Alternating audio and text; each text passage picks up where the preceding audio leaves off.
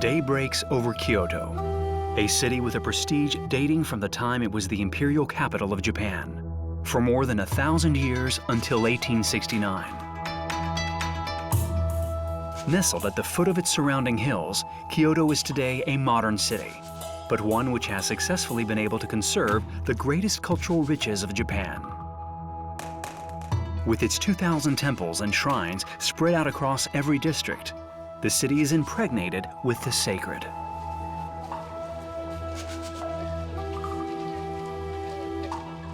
The quintessence of Japanese lifestyle can be seen in its architecture, its bridges, its gardens, and nature, which is celebrated everywhere.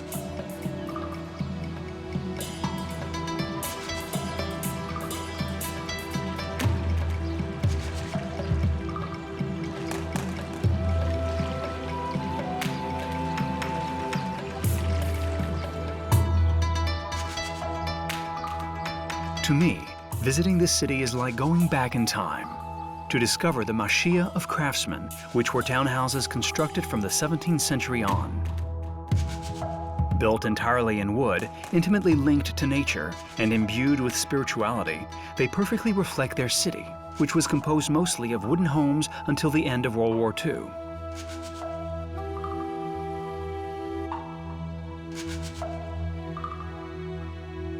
Although many Machiya have been demolished since the early 20th century, these past few years have seen a keen interest in them arise. There are 8,000 of them still spread across the city, fixed up and lived in. I wonder if this clearly stated choice of living in a traditional residence is driven by cultural or architectural motives. Why, in the modern world, would anyone want to live in a home anchored in an ancestral lifestyle?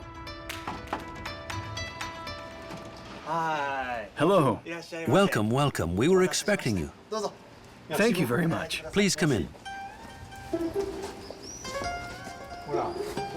Wonderful. Amazing. This is our garden. Amazing. This is my wife Fumi and my son Junichiro. Hello. Nice to meet you. Please. Thanks. This way.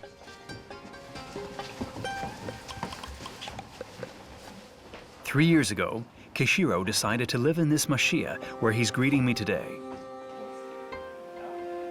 Disenchanted with uniform, over-sanitized modern architecture, he bought this abandoned townhouse and had it restored to its original style.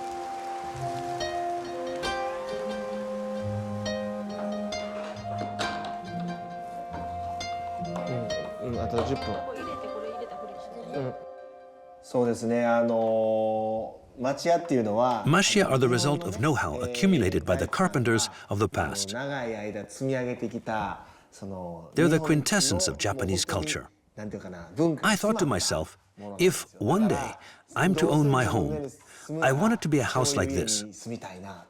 Even if lots of people say that a Machiya isn't very comfortable, I love discovering day in, day out the wisdom and the smart tricks invented by our ancestors.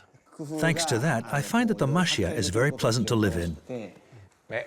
Do you think that these very old houses can be adapted for modern-day life? With modern-day objects and appliances, a Machiya is very comfortable to live in. In fact, it's a very flexible house, very easy to transform. In that sense, it's totally adapted to modern living. Keishiro takes me upstairs, the most spacious part of the house and, in his eyes, the most representative, due to the fact that it can be modulated and transformed according to his needs. Beyond the functional aspects, I'm also struck by the bareness of this floor. Rooms and corridors are empty, with few objects or decoration. There's nothing here to remind you of modern daily life. It's as if I've gone back in time. What room is this exactly? This is our guest room. Philippe, you are a guest today. Would you like to stay here in our guest room? Yes, here. Very well. And so what is this room? This is reserved for official guests. It's the most important room in the house. In fact, it's designed so that the guest has the best possible view from the room. And this space is completely adaptable depending on the situation. Exactly. For example, you can remove the sliding doors. You do it like this.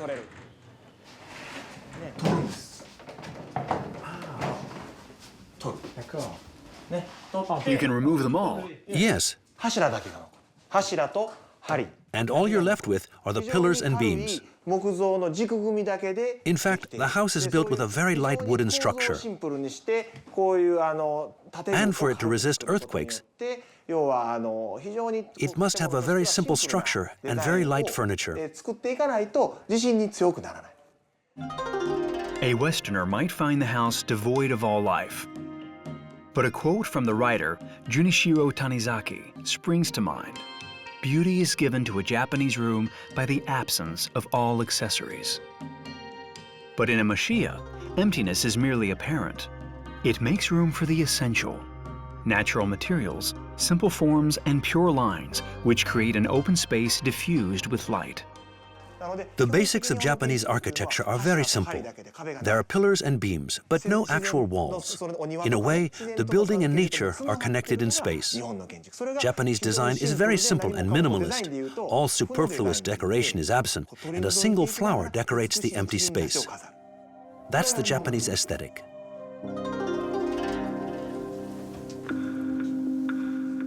I go down to see Fumi, who practices ikebana, Japanese flower arranging.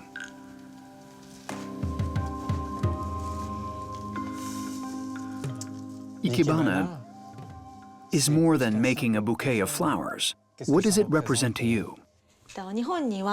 Japan has 4 distinct seasons, so we want to introduce nature into the home by decorating it with flowers, depending on the time of year. We not only put flowers in full bloom, but also buds which are yet to blossom. And that's how we introduce time into ikebana, and we try to represent its passing in nature. This arrangement is composed of red and white flowers, 2 colors of prosperity in Japan. These are because we're welcoming you as a guest today.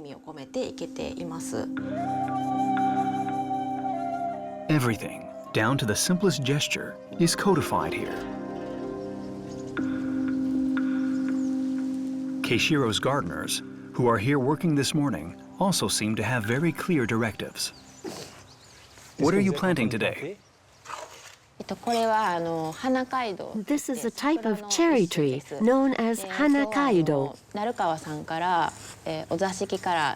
Narakawa-san asked to plant a seasonal tree which he could admire from the living room.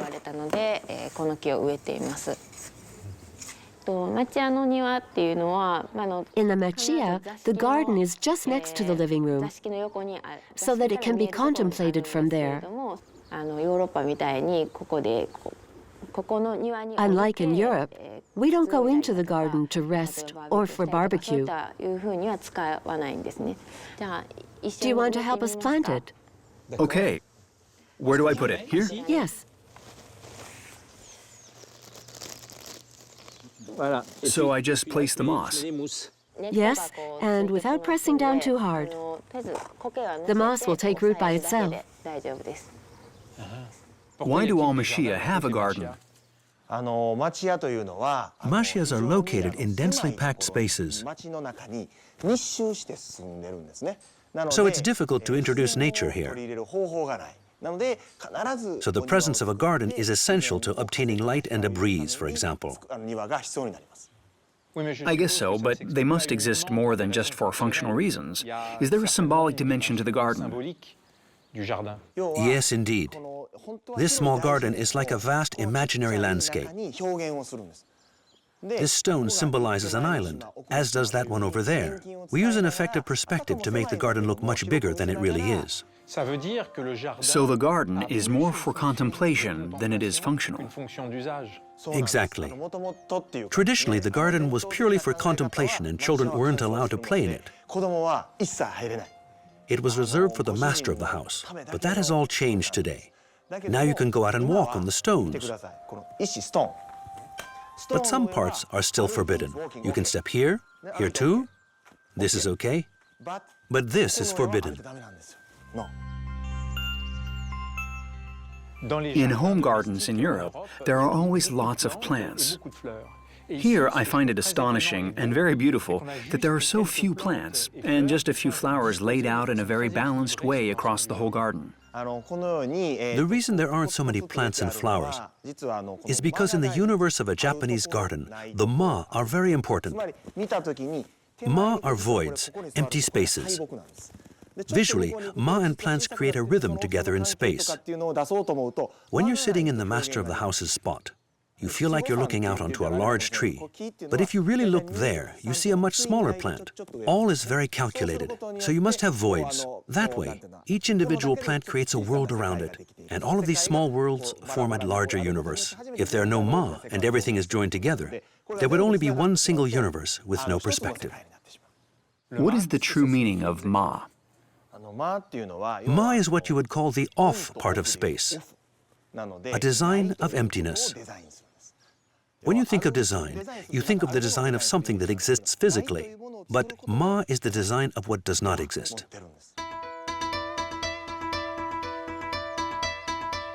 I'm astonished to see how much each part or function of a Machiya is loaded with spiritual meaning.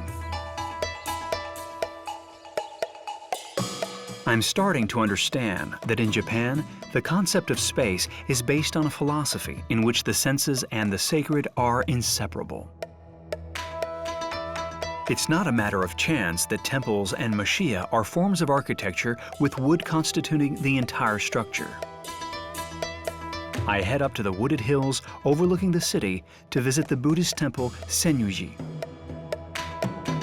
Master carpenter Tadanori Kimura is currently overseeing its restoration. Like his predecessors of bygone years, he has the necessary skills to restore both a Machiya and an imperial temple. You're a master carpenter who restores the most sacred temples in Japan. So why are you interested in Machiya, which are basically working-class townhouses?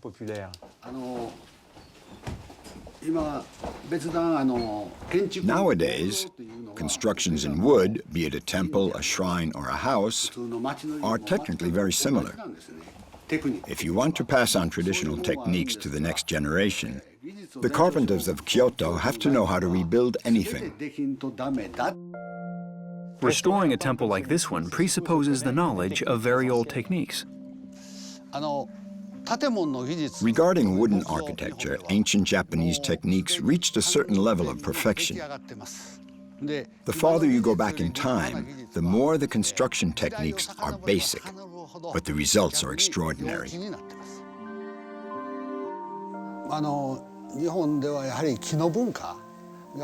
Since antiquity, Japanese culture has embraced wood, and we still continue to build with it. It's an indispensable material in our homes. In Machiya, there's notably the main pillar, a huge piece of timber. Along with the spiritual heart of the house, the tokonoma, the alcove shrine. I'm convinced that to maintain a wooden house, you must love it and take good care of it.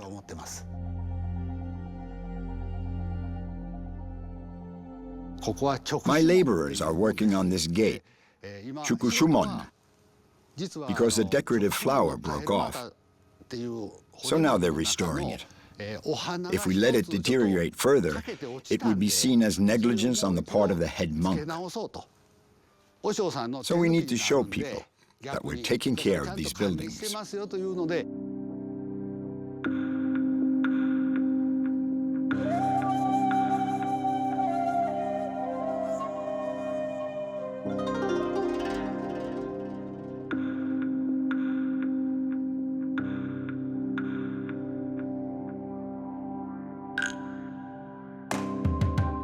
The philosopher Martin Heidegger said that building is not simply constructing a dwelling, it's making it live. By which he meant creating a fundamental relationship between man and the world. This notion of unity gives space its full meaning. In Kyoto, the Machiya embodies the livable space where everything is linked, where the house is as much a way of being as an object, where architecture not only serves to organize the various rooms, but also to place man at the center of his home.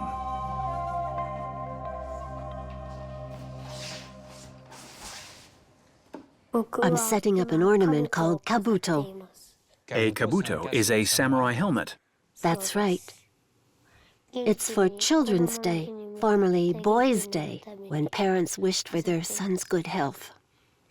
First, you put this piece here, and the other piece here. Now, I'll put it in the tokonoma. Like that, everyone can see it. The passing on of this ritual to his son is one more way for Kishiro to be in osmosis with his house. Here, in front of the tokonoma, or recess, I realize that everything is designed for harmony. Tradition and gesture, mind and matter. Kishiro, is this Machiya built all with the same wood? No. In fact, there are a number of species used in Kyoto Machiya. Take the design of this tokonoma. This is ebony, and that is cherry. We also use cedar from the island of Yakushima, but the most important part is this pillar, the toko bashira. So it's this Sugi tree trunk that gives true worth not only to the tokonoma, but to the whole room. For the main pillar, we use Sugi wood from the forest of Kitayama in the hills of Kyoto. It's a tree native to Kyoto with delicate folds on the surface. For this pillar, we use Kitayama Sugi, as it's a very precious wood, and I am very proud of it. With such praises sung for this wood, I was keen to visit the cradle of this wonder tree, the mysterious forest of Kitayama. Just a few kilometers northwest of Kyoto, I finally find myself standing before these Sugi trees, the cedars native to Japan. Deep within the forest, I meet forester Osamu Nakata, a master of the singular art of growing these trees and producing timber for the construction of Machiya. You hold it here Okay. and pull downwards. Okay. Your turn. Here? Yes. And one big pull. Okay. Good job. That's excellent.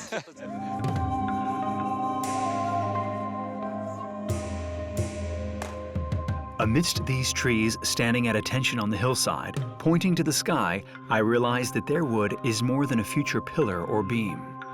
It's a sensitive material that bears all the virtues that the people of Kyoto attribute to nature, and to the forest of Kitayama, the oldest cultivated forest in the world. It's fantastic.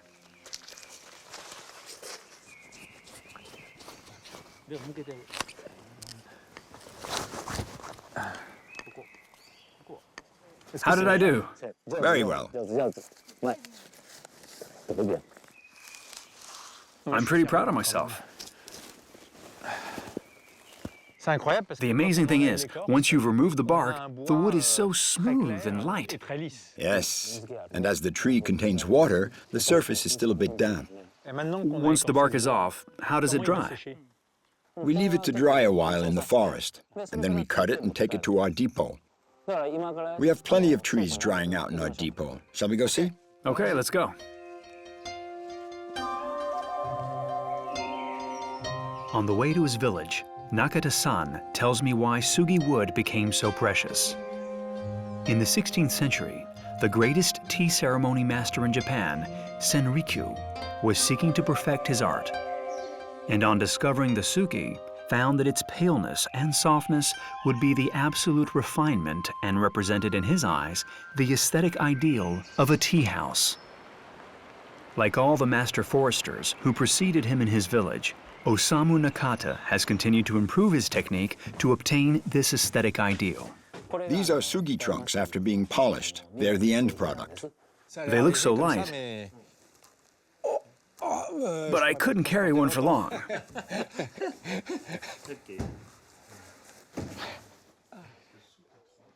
Will all these trunks be used for building Machiya? No, the trunks used in Machiya are these ones. They're used as pillars in the tokonoma. Their purpose is to highlight what's on display so the tokonoma stand out. That's the most important role of these trees. Without Sugi, the objects displayed in the tokonoma wouldn't appear so beautiful. That's the role these trees play.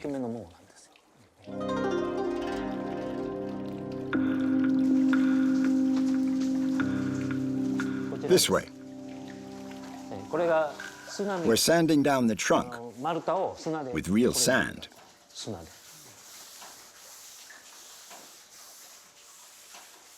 It's sand that you can find only at the bottom of a pool beneath a waterfall called Bodai no Taki. The grains are very fine and break up easily.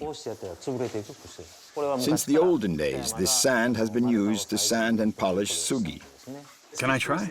Sure, try with my mother. Okay. Go ahead. Mama, could you show him how?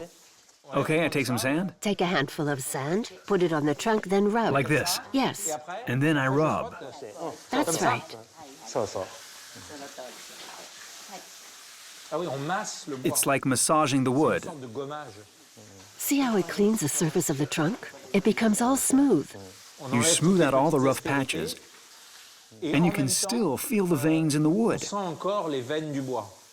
It's very sensual. Let's put it in the tank. Okay, let's do this. It's marvelous. Is this the final stage? Yes, it is. This one will now get married. Married? What do you mean? It's going to get married. Since forever here, when we give the trunk its last wash, the final step, it means there's a buyer. So we say, this one's getting married. It's as if we were talking about our darling daughters leaving the home to get married. When I watch how you work, I think the things we make are quite similar. When you take care of them, they also take care of you.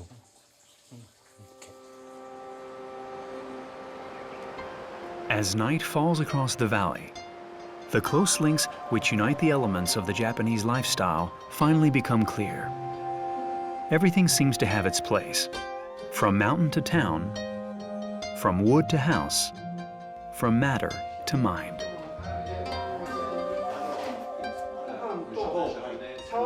There's rice on top and egg custard underneath. Enough for 6 people. Can we serve it all? Yes, and that's the sauce for the tempura. Back at Keishiro's house, a surprise awaits. Following the strict rules of tradition, a typical meal is served in the large room upstairs to wish the guest of honor farewell.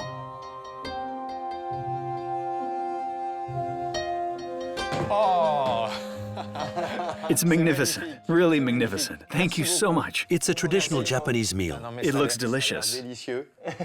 And I adore Japanese food. Let's go. Better understanding the way this house is used, I take full advantage of the event. Equipped, like my guests, with a small cushion and a low table which constitute the evening's furniture, I feel at one with the spirit of the room and the moment. Can't you sit cross-legged? You mean this isn't right?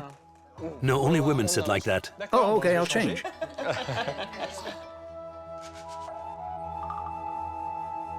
As my visit comes to an end, the moments of daily life shared with Keishiro and his family leave me with a feeling of having tested a rare lifestyle which implies discipline and constraint, but which also depends on a constant attention to each moment in the construction, to the materials, to nature, and to everyday gestures, even the most banal. I also believe that living in a Machiya is much more than merely living. It's adopting a lifestyle elaborated down the centuries which shows all the subtle forms of interaction between the individual and his environment.